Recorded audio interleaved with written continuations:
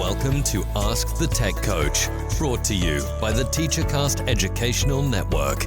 If you are in charge of professional development and looking to build an innovative digital learning experience, this is the podcast for you. Join us each week as we uncover strategies that tech coaches are using to drive their digital transformations one classroom at a time. And now for your host, with over 2 decades of experience working with tech coaches and ed tech companies from all around the world, Jeff Bradbury. Hello, everybody, and welcome to the TeacherCast Educational Network. My name is Jeff Bradbury. Thank you so much for joining us today and making TeacherCast your home for professional development. This is Ask the Tech Coach podcast, episode number 126. Today, we're going to be continuing our book study of Coaching Matters, talking specifically about Chapter 3. Today, we're going to go over the 10 roles and responsibilities of coaches. And with me, as always, my coaches with the mostest. Susan Vincent, how are you today? Welcome to the show. I am great. Great to be back for another week and looking forward to some more great conversation on this book. I've enjoyed what we've gone over so far, and hopefully we've had a great response from you guys listening out there. We have had a great response. You know, we had a really good conversation on our Tech Coaches Roundtable. We do our shows, by the way, each and every Wednesday. We do our roundtables, and you guys can be a part of these roundtables too. Check out the brand new TeacherCast Tech Coaches Network. You can sign up for free by going over to teachercast.net/TCN form for teachercast.net/Tech Coach Network form. I'd love to have you guys. But yes, so we had a great group come out this week. Mm-hmm. And we were talking about all of the stuff that happened on Chapter 1. I highly recommend you guys go back and check it out. That's episode number 125, which basically, Sue, to sum it up, if it's set up right, it will succeed. Absolutely. And we talked about ways to, get your coaching program off the ground and how to best succeed if you're new, or even if you're a veteran going into a new place and getting those relationships started. It's important as tech coaches to remember that, no matter how long you've been there, every time you walk into a room, it really is that first time. I know relationships get built and stuff, but you never know where those teachers are. You never know where they are in their day. You never know what stresses they're under. And even if you're talking to your best friend, the 5th grade teacher, you're going to walk in there and you want to make sure that everything is set up the right way. And that's why we're doing this show here. Again, we want to make sure that you guys are checking it out. The book study is called Coaching Matters. We have the link in their show descriptions over episode number 125 and episode 126 today. And you know what, Sue, as we go through here, we're looking today at the roles and responsibilities. I know you and I have coaching positions. Our roles and responsibilities are drastically different, but they really all have some major things in common, don't they? Oh, yes, very much. We have various tasks, various things we focus on, but ultimately we're there with the same responsibility, and that's to make the teachers as efficient and comfortable as possible as they integrate technology into their classroom. So we all have a basis of what we're doing. We just may approach it and go down different routes to get there. One of the things that they mention here as we go through the Chapter 3 today, it says leaders of effective coaching programs clearly define the coach's role to align with the results expected from coaching. If we just take that, it really is showing off kind of what we started talking about last week. If you have a set of expectations, if you know what the outcome that you're looking to have from the program, then you want to backtrack that and figure out, what does coaching look like? What does effective coaching look like? What are you trying to get out of there? It is all about trying to figure out what lane you're in, isn't it? Absolutely. And, that's with anything in life. I remember even learning about lesson planning, and we learned about, what do you want the child to learn? Have that end in mind and begin with the end in mind. That's one of those leader in me concepts. So just like with coaching, you have that vision, your school has that vision, your administration has that vision. So have that end in mind as you play in your coaching role. So here's the question that I know I'm struggling with, and I'd love to get your opinions. Who knows what that end is? I know it's easy to say the end result is students do gooder. I get that. Absolutely. But do you walk into this as a new coach and say to your teacher, by the end of this, my job is to make you look better? Does your principal get up and say, we're starting a coaching program so that you can do better in your class? I don't think that's the answer, but I think there's a gray area in there. Where are you with this? Who needs to know what the definition of the coaching program is? The teacher, the coach, clearly, principal, clearly. Where are you with all of this? Well, definitely at some point, all of those people need to know. Now, if you go back further and ask, well, who's establishing that? That's another scenario in itself. So, there has to be stakeholders involved, and these people do need to know what's expected. Now, whether that's a school system or school district level plan, concept and in place that everybody hopefully is buying into, or a building level thing, and you need to have that buy-in from whoever needs to be involved. And, hopefully in a perfect world scenario, that mission, that plan, that end result has been discussed by, I don't want to use the word committee, but it works in this situation, by an administrator and a teacher at the table, along with a coach. The book goes on to say, knowing the results that the leaders want, allows schools and the school system leaders to focus on coaching, doing their work, right? On those high level actions that directly contribute to achieving the desired results. So basically it's saying, if the school knows what they want out of the coaches, then let the coaches go be awesome and go do coaching things. I think huge. That's kind of saying, don't micromanage your coaches, but give them a focus, give them a goal, and let them go do what you ask them to go do. Yes, and that's so important. And I know a lot of you coaches out there, you may be in challenging situations where that's not necessarily what you deal with. Thankfully, I've been in a great situation where I am allowed to go do my thing and accomplish my goals. And, and if you're out there and in a bad situation, join the Tech Coaching Network and we can help collaborate and at least, counsel you through and give you some guidance in those situations. Now, I want to kind of hunker back on something that was mentioned this past weekend. Met with a coach, and the coach gave me an interesting outlook of their day. Now, I want to shift over here because the book again says the fundamental focus of a coach's work influences the potential of a coaching program to achieve those results. Basically, I'm reading that as saying, if a coach knows what they're supposed to be focused on, then they can do their program and help the teachers out. The coach that I was working with this week told me that they work in multiple buildings.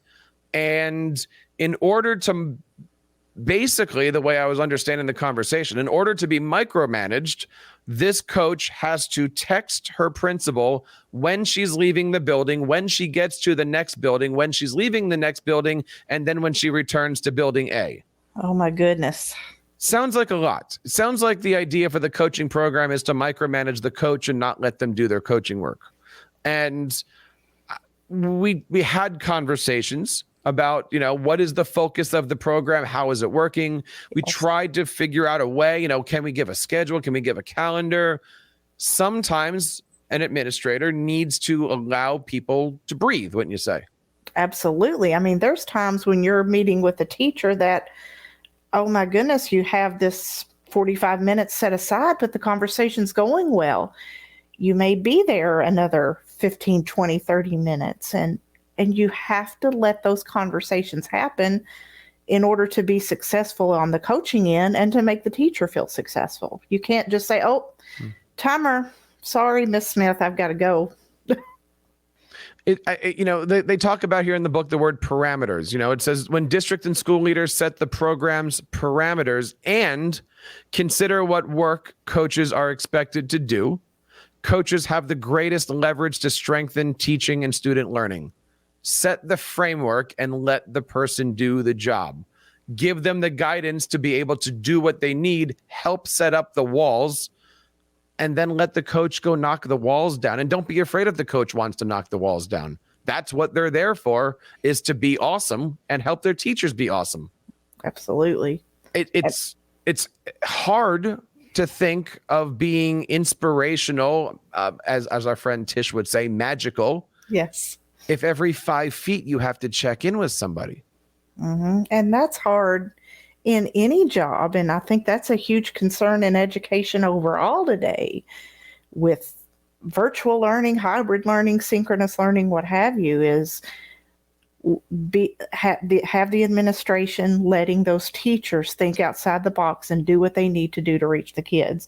And then back to our coaching realm of letting the coach grow their wings, do what they need to do to make those teachers feel the most comfortable to integrate that technology to reach our students. And it's not just that. It's not the comfortability. It's not just the comfortability to integrate. It's the ability to be vulnerable with you. Yes. You know, I'm in a position right now where I'm meeting new teachers. I'm trying to get them to just be comfortable with somebody else around. I'm not coaching them yet. I'm still in that, hey, how you doing phase. Mm-hmm. Had a situation today where a teacher said, you know, what are you here for? Like, what? Basically, they were asking, like, what's your job? Is like, what are you here for? Are you this person? Are you the one that I come to fix my board? Are you the one that I come to, or are you here for something else?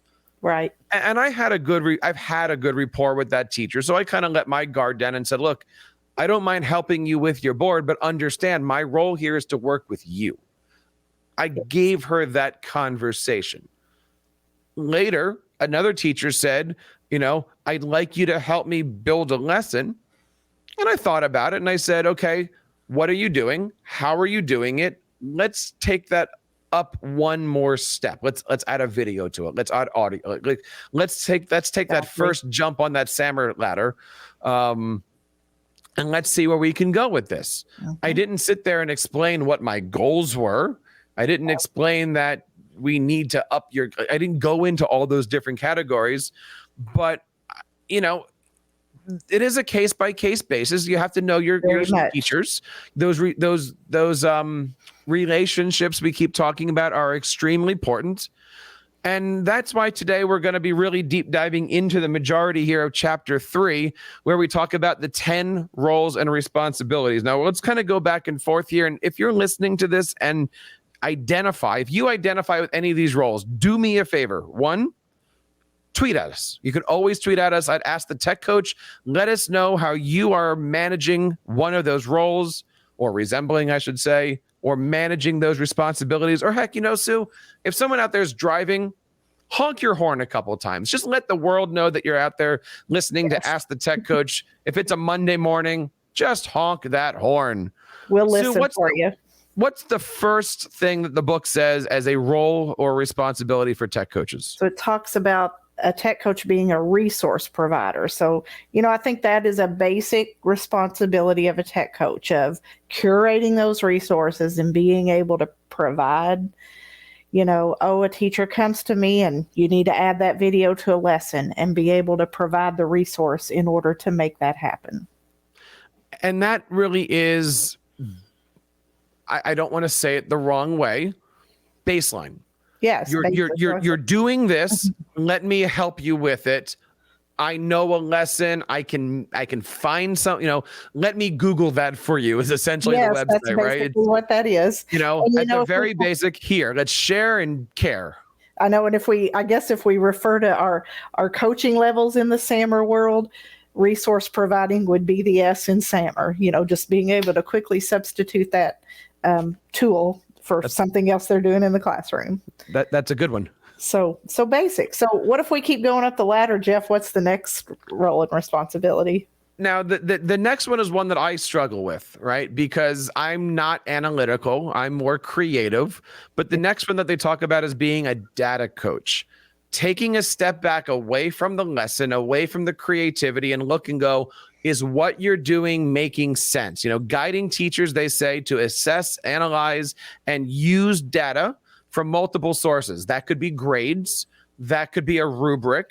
That could be many different quantitative and qualitative things. You know, helping teachers learn how to gather the data. It's Yes. one thing to show them how to make a self-graded quiz, but are they actually getting the information? Because look, if my kids get a B or a C on the test and I don't understand why, or the numbers aren't showing why, I might not know how to help them improve. So showing them how to put these things together so they actually have some data to go in here, helping them to facilitate these conversations in group settings, to engage, this whole analytical way of thinking about things. I think that's one of those skills that a lot of tech coaches don't think about, because we are those resource providers. Here's my Wakelet, here's my Flipgrid, here's my whatever. But really, if you look at it, and maybe this is wrong, yell at me if I'm wrong, coaches are the more fun, exciting things, whereas administrators might have to have more of the hard numbers of, show me why a Flipgrid is doing well. Show me Absolutely. what, if I use a Flipgrid, show me why that kid's going to now get a 95 instead of a 90. So What do you think about data? How do you help teachers collect? Do you help teachers collect data? Where does that lie in with you? Well, I'm probably more like you. I'm not a numbers person as much. I'm more the creative, tool-driven person. I am so thankful in the school system I'm in now. We have a separate person who's on my team in our curriculum department, and he works as a data control specialist. In fact, one of these weeks I may ask him to come on here and we can talk data in coaching.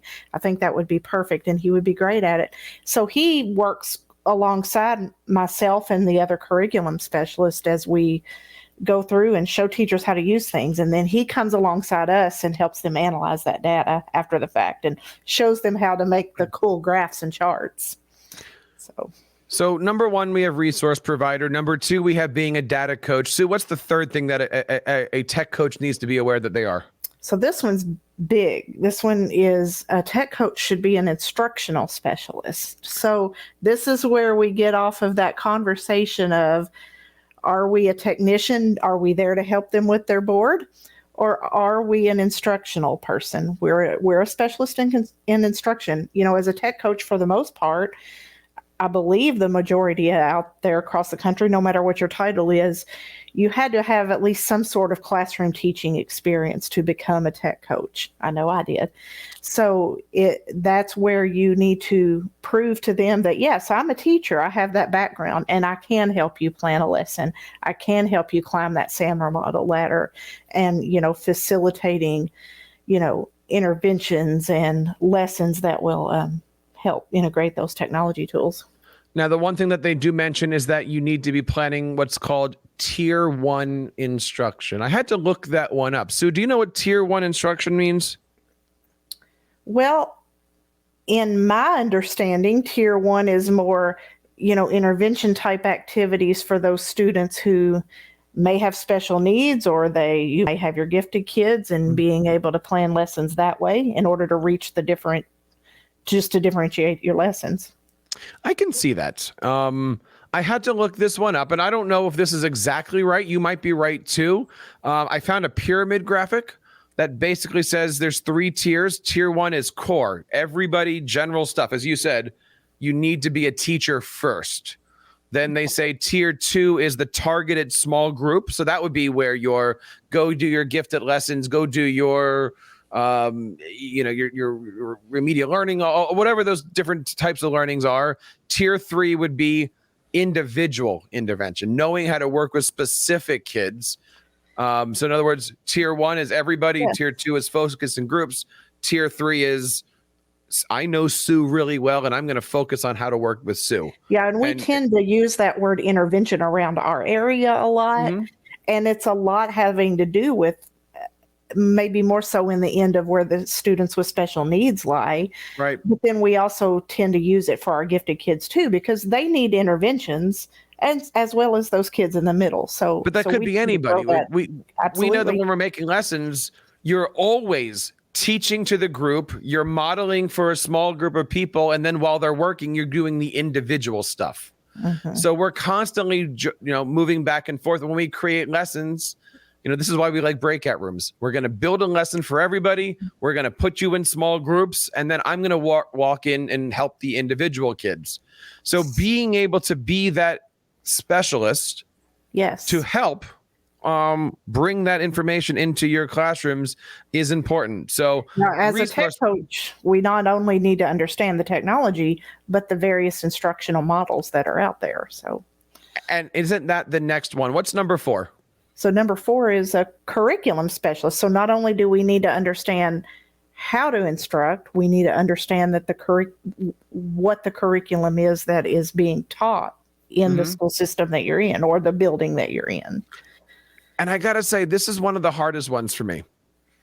Right. And I don't know if you feel the same out there listening. I would love to get your thoughts and feedback. And I will tell you, I'm not ashamed to say it. This is one of the hardest ones for me because my background is music education. Right. Okay. I was never a 5th grade teacher. I never was a middle, I taught K to 12, but there was always a violin under my neck. There was never a math textbook.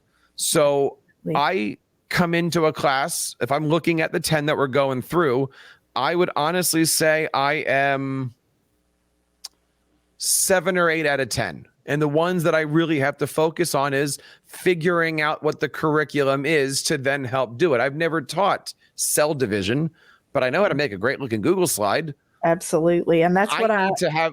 I need to be in that classroom and go, how is cell division taught? How is westward expansion taught? How are the, early explorers taught? Now we can have a conversation. Yeah, that's what I constantly have to fall back on is I know the technology. After 15 or so years of doing tech coaching, I have to remember that. Like today, I had to go talk to a high school calculus teacher, and I'm like, oh my goodness. But I just have to rely on, I know how to use the technology. She can have her content. It went fine. How did that go? It went fine. We set her up with some Canvas, and it was her Canvas LMS, and, just getting her set up with some new resources and things. So thankfully, I know how to use the technology. Did you walk away from that meeting with some tech imaginations? I think I might have, imagining how glad I am that I don't teach calculus. Check out the great website, techimaginations.net, for all of your tech coaching needs. Yes, definitely. So research, data, instruction, curriculum. Now I think it's the fun one is next. Classroom supporter, being able to be in there, work alongside of the classrooms, helping the teachers, help them grow. Work, really, I look at this one as calling it playing with the kids. Yes. Right. Like doing the thing, getting your hands wet, making those Valentine's Day cards, doing all of that work, helping them, but strategically. You're not doing things for them. You're not doing things in spite of them. You're not showing them up. You're what's the word I'm missing? When we're thinking of classroom supporter, what are we really looking at here? We are walking alongside them, guiding them, and then encouraging them to go off and do it by themselves. So, I, as the coach, might do it first. Then we as a team might do it together. Then they as the teacher are going to go off and grow their wings and do it on their own. It's so much fun to teach kids without having to make lesson plans, isn't it? Oh, I love it. I think it's the wrong way of looking at things, but because really you are, if you're doing the coaching model the right way, you are making the lesson plans. You're helping build the lesson plans. You're collaborating. Absolutely. You just don't have to turn them in at the end of the day. But yeah, I mean, your job there is to work alongside, to showcase what's going on.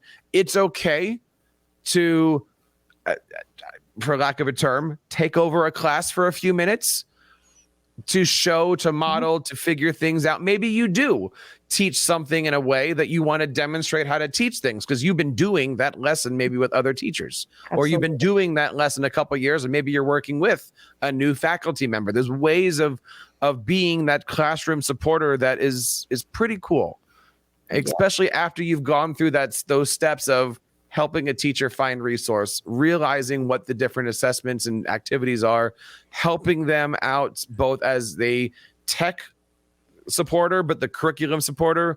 And now you're actually doing everything in front of the students. And at this point is where the teacher is really starting to trust you because they're letting you in their classroom with their students. Now you get to that special point. You did something great with a teacher. That teacher goes into the lunchroom, the break room, the grocery store and says, have you seen that wonderful blue-eyed tech coach named Jeff? You should have them too. that takes it into the next round. Sue, what's the next role and responsibility for coaches? So the next one is a big part of what we consider our role in professional development is as a learning facilitator. At some point, there has to be a time, whether it's a whole group instruction or a one-on-one sit down and show them how to do something. We're a learning facilitator. So we have to, find a way to facilitate them learning how to use, whether it be the tools or whether it be the concepts and strategies we're trying to get across to them. You and I have both done our good share of PD.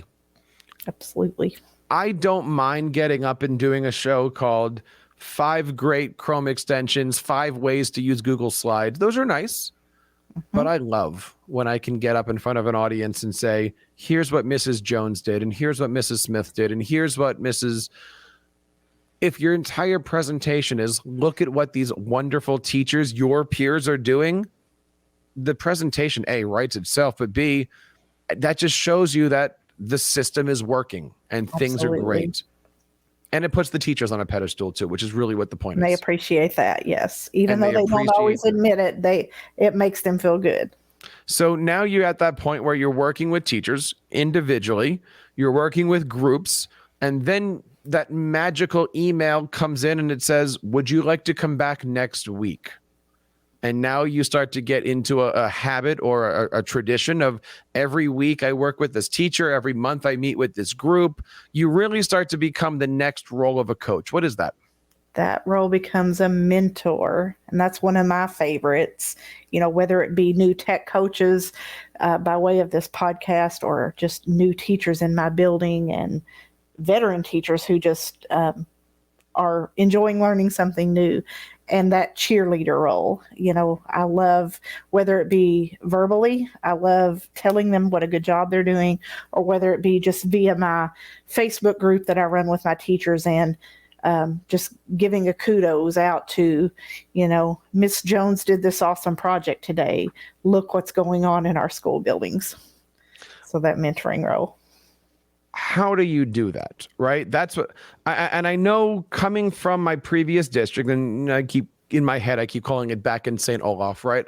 I know I want to get there with these teachers. We've identified who the generals are going to be. We've identified who the ones that are going to need a little bit of a push. We've identified the ones that I'll see you next year because I know things are stressful for you. Yes. I want to get into that mentorship role. That's not something you can force, though. That's a relationship tactic that has to just keep nurturing itself. Yeah, and it just happens when the time is right. One of the things that you can do is you can mentor new teachers. I think that's one of the easier ways that you can build a program. As the new teacher comes in, you just meet with that teacher.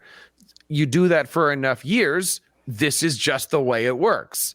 You're going to meet with me. I'm going to show you how to make that Google Classroom work. I'm going to show you how to organize your inbox. We're going to go through this process. You're going to create a learning curriculum that maybe, if you're lucky, your principal just sets it up and goes, yep, all my new teachers have to go through Susan's course. Every month there's a theme. Every theme there's a reason for being there. You can force it, but I don't think you can force it. No, it doesn't mean as much or go over as well if you force it. Then, you lose some respect in that sense if you force it. Whereas if you just let it flow, let it happen when the time is right, people are going to be even more appreciative of you, and, it's going to go over better. So, as we mentor our teachers, that kind of flows well into the next one then, Jeff. What's the next one as we continue those? The next one is one that I hope every tech coach has the opportunity to be a part of or be thought of as. I'm saddened when I talk to tech coaches and they're not considered this.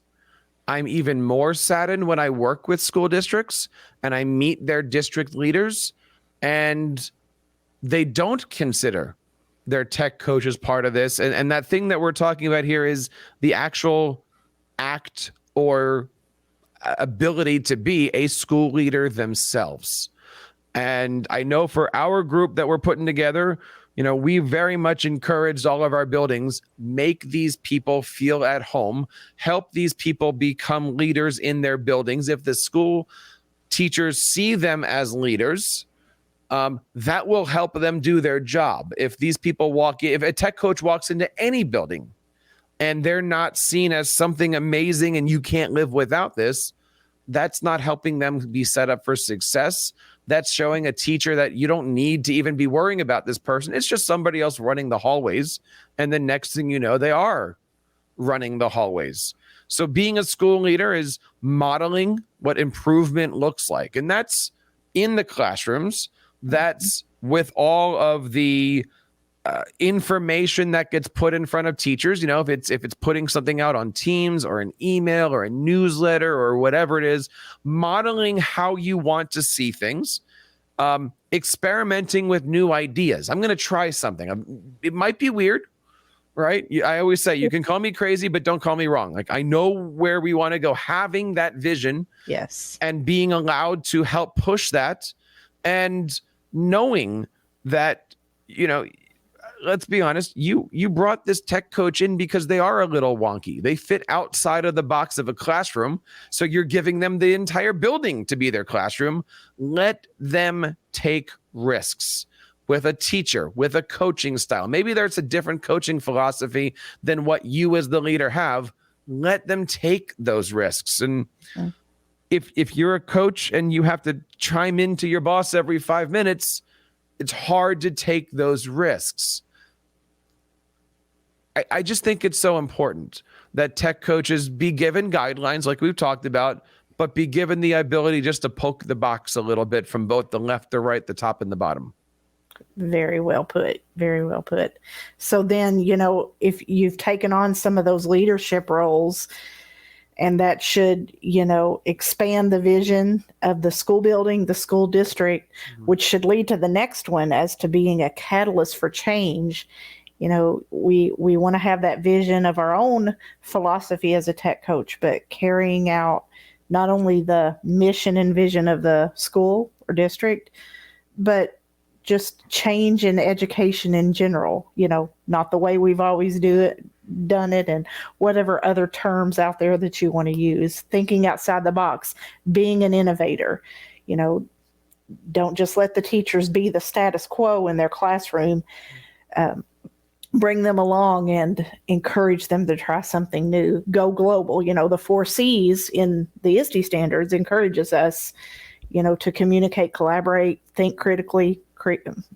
I left out one, but to share that globally. It's always communicate, collaborate, critically think, and that other one. That other one. Somebody always leaves one out. One of them's always and that other one. One of the things that they mentioned in the book, and you mentioned it, is questioning the status quo. Let's dissect that. That could be going into a veteran teacher and saying, Sue, I know you've taught cell division this way, but let's crank it up a little bit. It could be going into working with your building leadership and saying, I know we've tried this. Do you mind if we make a left turn? You, again, relationships, mentorships, being that facilitator of learning. I think it's important. Yes, right? You should have been with me my first year 3 years ago at my new school system. They had one-to-one iPads for several years, and then here comes Susan Vincent's in. Oh, let's change over to Chromebook. Susan's second year there. I took up the status quo. That's the 4th C, Chromebooks. That's it. Being the person that is I don't want to say responsible isn't the word, right? But you can't be a catalyst for change if you're not allowed to be a risk taker, right? You need to be. We've said that's a lot today. You need to be. Here's where I need you to be in 6 months. Go get there. I'm here if you need me, right? Training your administrators to provide what you need is important. After all, our students do the same thing. Our students look to the teachers and go, this is how I learn best. They do that by taking tests, and, they do that by writing their homework assignments. They do that by conversation. We are the students of the building. it's important for the building to say to the principals, this is how our teachers are learning. This is how our teachers are moving forward. Let's see what we can do. Maybe it's a PD day. Maybe it's a Monday. It's a lot of different things, but it really is just helping out and being that light, being that catalyst for change. And so that does take us into number 10 here. I don't know if it's the hardest one, but it's the one I think that takes the most work out of all of us, no matter if we're new coaches or veteran coaches. What's that last one? Being a learner. We have to remember that we have to continue learning ourselves, just like a doctor has to, be up on the latest medical trends. We as a tech coach have to not only keep up on the latest tech tools, the latest teaching strategy, going back to being that instructional and curriculum specialist. Isn't it interesting how all of these 10 things have built off of one another? So being that learner and being able to reflect on our work, we might make a video and an instructional video to show how to do something, and it might stink, and we need to be able to reflect upon that and, be willing to change and not be stuck in our way of doing things. And then also experimenting with new tasks. Again, going back to the risk taking, be willing to take risks. Your administration may be ready to let you take risks. So you have to be ready and willing to take those risks as a learner. And then supporting the success of the teacher, supporting the success as a student with the new things that you're learning. So those are the 10 roles and responsibilities. We're, of course, going through chapter 3 here of Coaching Matters. And so before we wrap up, I just want to read the last paragraph here. I think it's important. I'm just going to read it in full, but it says, some roles will naturally have greater potential for affecting what occurs in the classroom, while others will influence school culture or teacher capacity or teacher satisfaction more directly. Each role has a place in a coach's workday, yet spreading a coach across the many roles dilutes the potential of depth of impact. Particularly during the first year of a coaching program, administrators may narrow the coach roles to give coaches time to prepare for their roles and to establish productive relationships with teachers. All in all, I think a coach is going to have, in the course of a year, the ability to go through all of these different roles. As we get started with coaches, some of these might be a bigger slice of the pie than others. As we go through the middle stages, other parts, the mentoring, the school leadership might emerge. Whereas if you're going to be a coach for 6-7 years in a profitable, not money, but profitable program, you are the building's learner. You are the one that's helping to reflect on everything. You are the one that's sending the message about professional learning. You are the one that's here to reflect on the work of all teachers. And then guess what happens, Sue? You go back down and say, now look at what we've done. What resources do I need to not only move the classrooms, but to move the buildings? What kind of data do I need to move the buildings and the teachers? What kind of instructional specialist does the building need? And you really just kind of level up your coaching. And we're going to talk a lot about this as we go through Coaching Matters, 2nd edition from Joelle Killian, Chris Bryan, and Heather Clifton. It is a great book. We're enjoying going through it. We want to hear what you guys think. Please reach out to us over at Ask the Tech Coach and find us on Twitter at Ask the Tech Coach. And if you like this, please share it on Twitter, share it with your friends. We're going to go through all the books, all the chapters, and we hope that you guys enjoy the journey. And if you guys would like to come on a show, we would love to have you. We are trying to plan a show with you guys, the tech coaches, to talk about this very book. So please reach out to us. We would love to have you on. And of course, that wraps up this episode number 126 of Ask the Tech Coach. On behalf of Sue and everybody here in the TeacherCast Educational Network, my name is Jeff Bradbury, reminding you to keep up the great work in your classrooms and continue sharing your passions with your students. You've been listening to Ask the Tech Coach, hosted by Jeff Bradbury of the TeacherCast Educational Network. Please reach out to the show with all of your questions on Twitter at AskTheTechCoach or online at www.askthetechcoach.com. Be sure to subscribe to our podcast so you don't miss any future episodes. And please take a moment to write a review in the App Store.